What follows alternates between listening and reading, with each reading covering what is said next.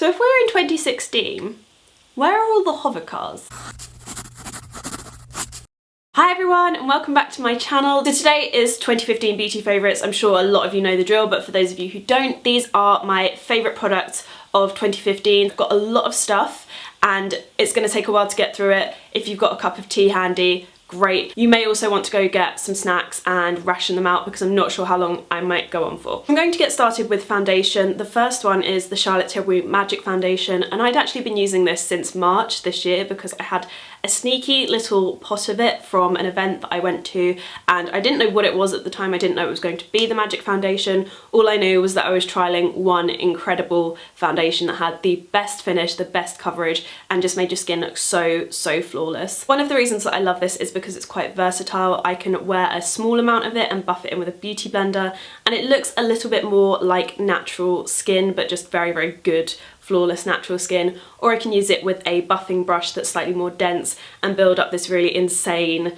coverage that just looks so flawless. And it obviously doesn't look like skin because no one's skin looks that good, but I just absolutely love this for that because it's just a little bit more versatile than most foundations. And another one that I've been loving, I'd say for the last 6 months of 2015, is the Bare Minerals Complexion Rescue, and this is basically good skin in a bottle, but it looks very natural, always looks like it's just your own skin, but just a lot better. It's so dewy and highlighting and brightening, and it's just absolutely gorgeous on the skin. I wear this in the winter and in the summer and everything in between, and I've just absolutely loved this so much this year. Next we have a foundation that I loved a lot over the summer. This is the L'Oreal Infallible 24-Hour Matte Foundation. This is one of the best matte foundations, if not the best matte foundation I have ever used. It's very reminiscent of the Chanel Matte Lumiere, I think that was what it was called. That was my first ever liquid foundation, which I absolutely adored, and it's very similar to that. So if you were a fan of that foundation back in the day, then definitely pick this up because it is just matte but luminous, and it's just the most gorgeous matte foundation. It doesn't even feel matte, it's not drying. I've just loved this so much this year. And my final foundation is another one from L'Oreal. It's their True Match foundation, and this is the reformulated version of it.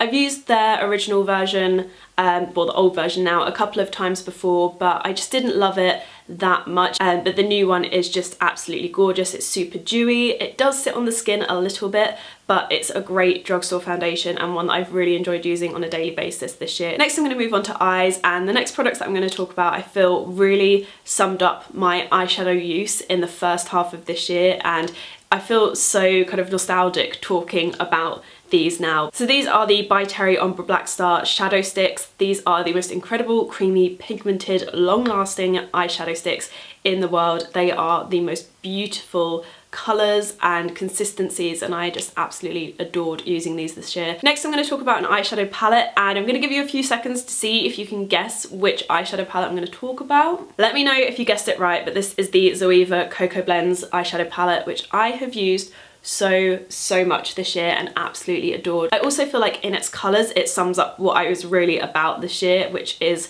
kind of the burnt, bready, orangey colours, which let's face it, I'm always about those colours, but I feel like these ones in particular were really the colours that I used the most this year. I've got a little eyes and brows category, which I'm just going to get out the way because I'm sure so many of you can guess what is in my hand without being too close up. So in terms of eyeliner, I have loved two this year through the majority of this year. The first one is the Collection 2000 or Collection Fast Stroke Liquid Liner. And then we have the Tom Ford Eye Defining Pen, which is another one that I have loved this year. I've actually been using this since January on and off, but never really loved it too much. But recently I've just absolutely fallen in love with the tiny nib on it. It just is so good and very similar to the Collection liner in terms of the shape that you can get with it. And now we move on to brows, and I feel like these two just completely sum up my brow styling routine this year because I have basically used these non-stop, and this is the Soap & Glory Brow Archery Pencil in the shade Hot Chocolate and the L'Oreal Brow Artist Plumper in the shade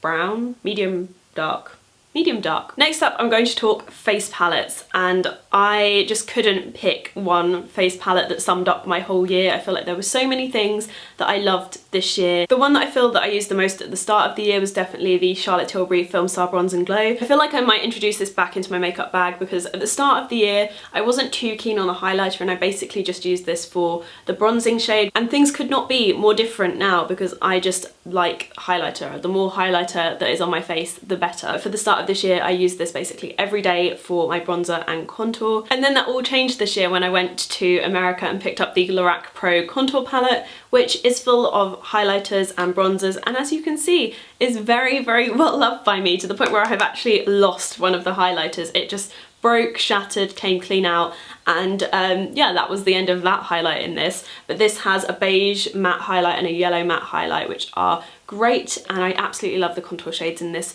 The light contour and medium contours are my go-to. As soon as I purchased this, I did not use anything else in terms of contour because I just absolutely love this. And then a more affordable favourite in terms of contour, highlight and blush was the Tanya Burr Rosy Flush Palette, which I picked up in October, and I use this so much because I love the bronzer in it. It is just the most beautiful bronzer in terms of its shade, and it just reminds me a lot of NARS Laguna bronzer, and I've used this for bronzer basically daily, so I love that a lot. And then the final item that I have been loving this year in terms of face palettes, I'm sure you can guess this, and I feel really cheeky because this is a limited edition thing, but it has just absolutely been a favourite of mine and has been used every single day for eyeshadow or for highlight or for whatever. This is the Becca Jaclyn Hill Holiday Glow palette. This is just beautiful. The packaging feels really sturdy and doesn't feel cheap at all, but doesn't look tacky either, and it's got a ginormous mirror on the inside, and then 3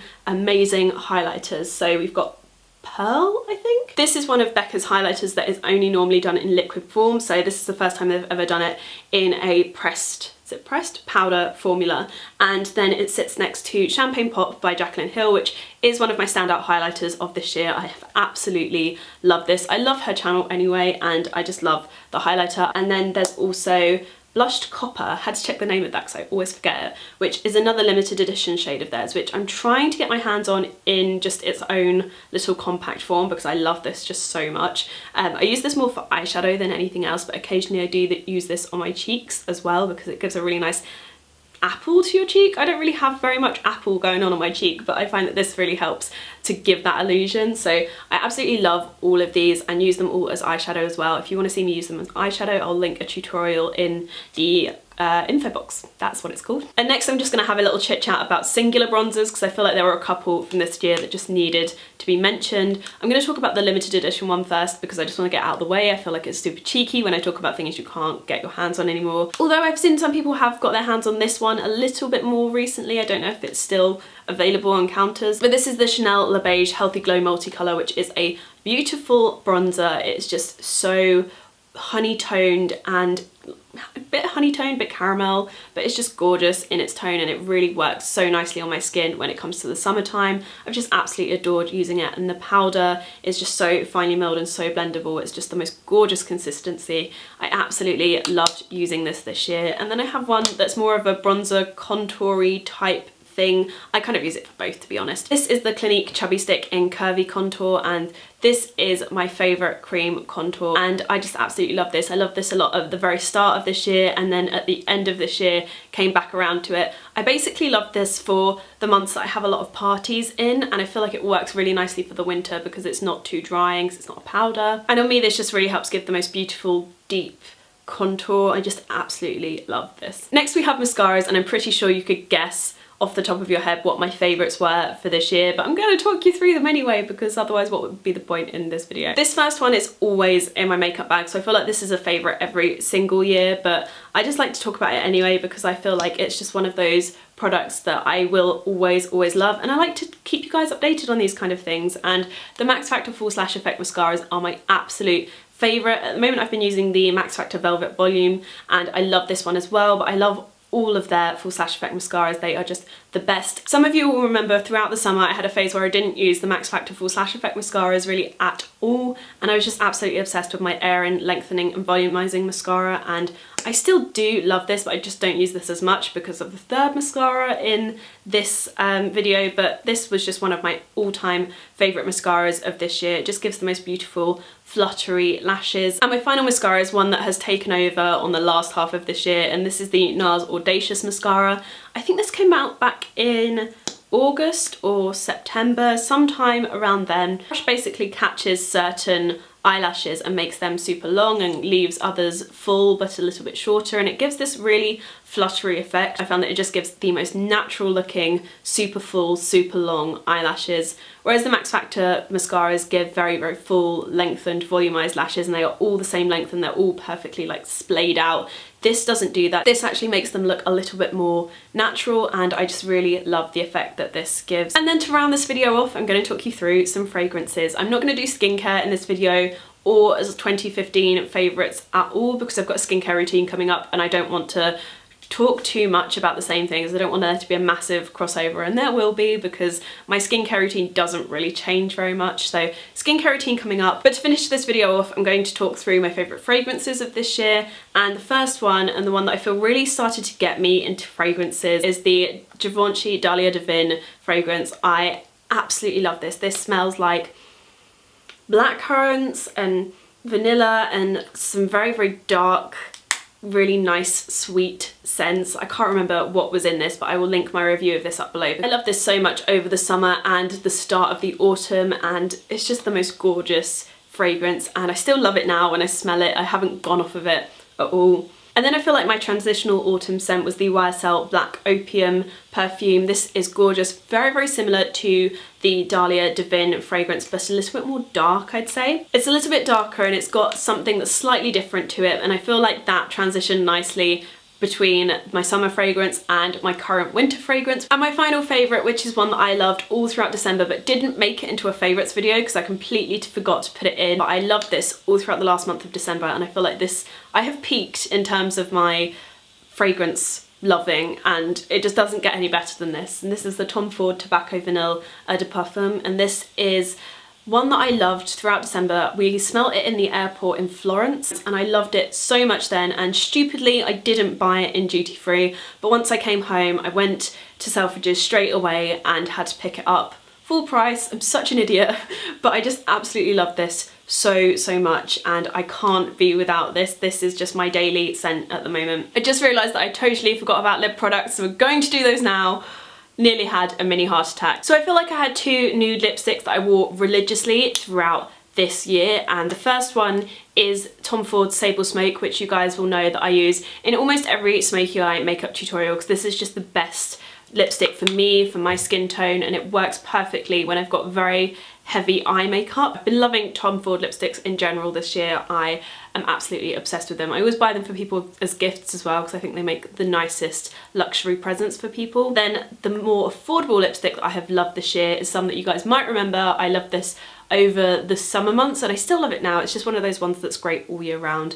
And I always say this is MAC Soar lip pencil in a lipstick form. This is the Kiko, I can't remember what the thing is called, Intensely Lavish Lipstick in the shade 01. Doesn't have a name, it makes me really sad. I feel like it should have a really kick-ass name. This is just the most beautiful lipstick. It's a really great formula. It's very long lasting, very pigmented, really creamy.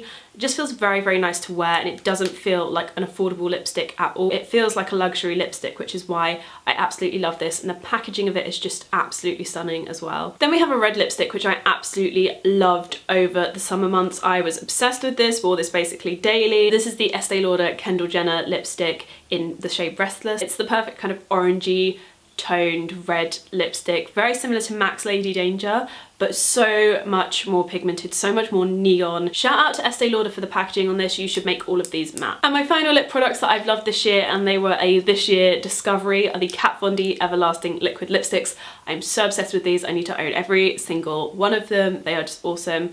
The one I think I wore the most was Beloved, which is a beautiful natural but bright pink. It's really hard to describe. And my second favourite, which is the one that I feel like is my most favourite but not my most worn, is, I think this is a Go-Go, yeah, which is a really in your face bright orange. I just loved bright reds and oranges this summer. They were great. They were like the standout colour for me, and I absolutely adored this one. You can tell by the fact that all of the design around it has worn away. It was just in my handbag all the time because I just love these. They are awesome, awesome. I can't stop doing this. What is this? It's the end of this video. I thought it was the end of this video when I was doing fragrances, but that is the end. And that is it for my 2015 favourites. I'm so happy this is over because I have a really bad cramp in my leg. But I really hope you guys enjoyed this video. Thank you so much for watching and for supporting me throughout 2015. It really was such an amazing year, and it's just been so lovely to have you all on this journey with me. So thank you so much for your kind comments as well, because there are just so many lovely comments on my videos at the moment, and it just really warms my heart. So thank you so much, and I'm really looking forward to 2016. I can't wait to see what my makeup favourites will be like next January, so that's really exciting. And yeah, I hope you're all having a lovely day, evening, weekend, whenever you watch this, and I will see you guys in my next video. Bye!